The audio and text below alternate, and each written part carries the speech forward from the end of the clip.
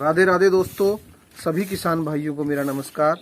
जैसा कि आप सब जानते हैं, इस समय बरसातों का मौसम है और बरसातों के मौसम में बहुत सारे रोगों का खतरा बना रहता है। हमारे दुधारू पशुओं में, गायों में, भैंसों में।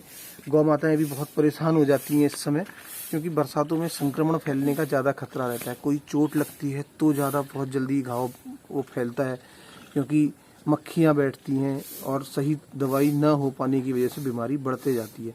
आज मैं आपके पास एक ऐसी घरेलू दवाई लेके आने वाला हूँ जो कि हमारे रसोई में होती है और जिसको हम रोज़ इस्तेमाल करते हैं अपने रोज़मर्रा की ज़िंदगी में। हर खाने में उसका इस्तेमाल होता है। वो ऐसी जड़ी बूटी है, ऐसा दवाई है कि जिसको आप इस्तेमाल करेंगे किसी भी बीमारी में, चाहे वो अंदरूनी परेशानी हो या बाहरी परेशानी हो हमारे पशु की, वो बीमारी दूर हो जाएगी। तो मैं उस दवा को आपके सामने अभी लेके आता हूँ और उसके सारे जितने फायदे हैं वो सब आपको दिखाता हूँ। मैं यूं गया और मैं यूं आया।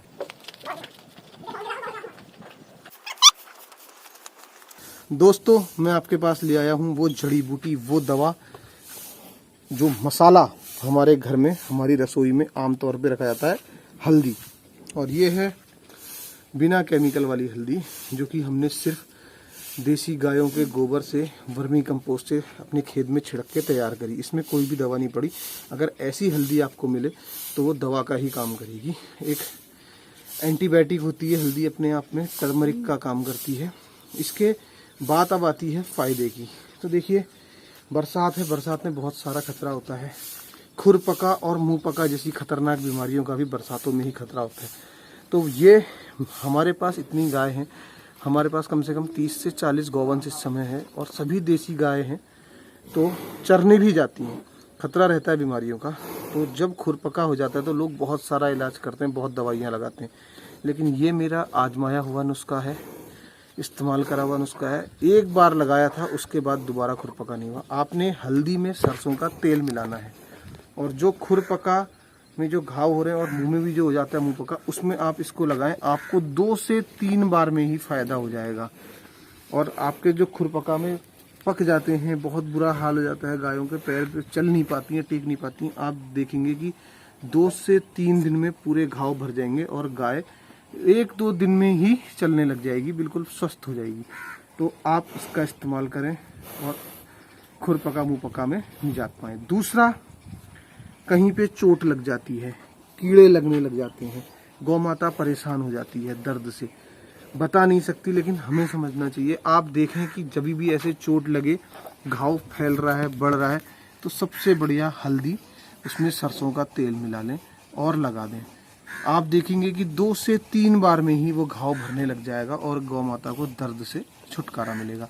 अब बात करता हूं मैं अंदरूनी परेशानी की, जिससे कि सारे किसान भाई, सभी गौपालक, सभी पशु पालने वाले मित्र परेशान हैं आजकल के दिन में। वो है सबसे बड़ी परेशानी इन्फेक्शन की, अंदरूनी इन्फेक्शन।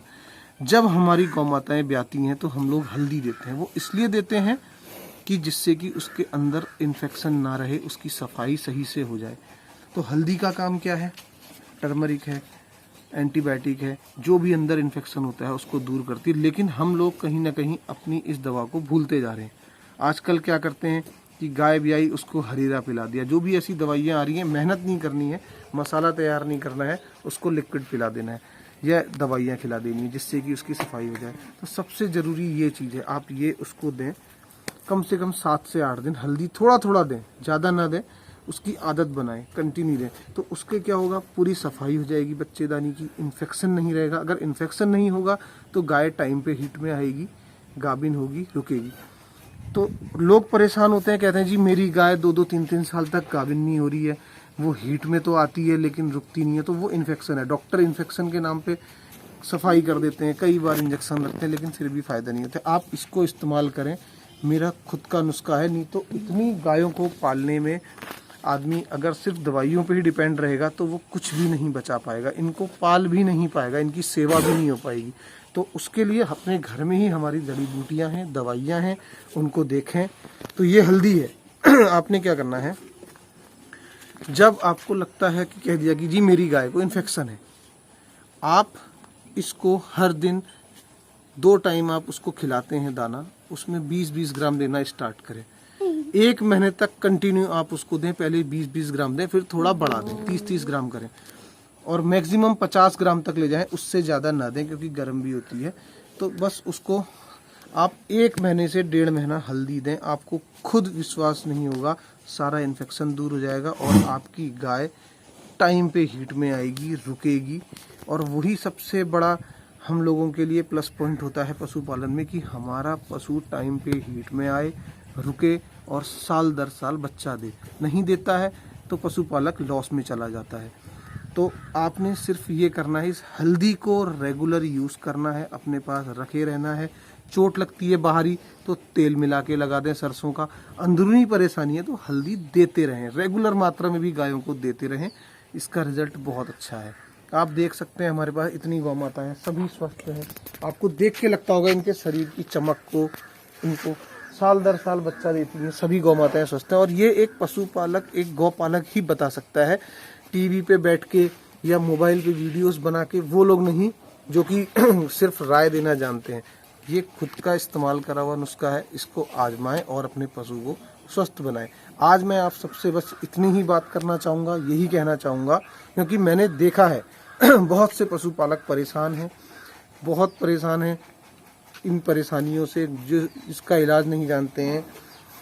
और इसको इस्तेमाल करें। ऐसी जड़ी बूटियाँ बहुत सारी हैं, मैं कोशिश करूँगा कि हफ्ते में 1 या 2 बार आपको इन जड़ी बूटियों के बारे में बताऊं, क्योंकि ये 3 से 4 साल में हमने भी इतनी मेहनत करी है, इतना कुछ सीखा है जड़ी बूटियों के बारे में कि काफ़ी नॉलेज हो गई है और आप लोगों के पास में शेयर करूंगा, जिससे आप लोगों का भी फ़ायदा हो।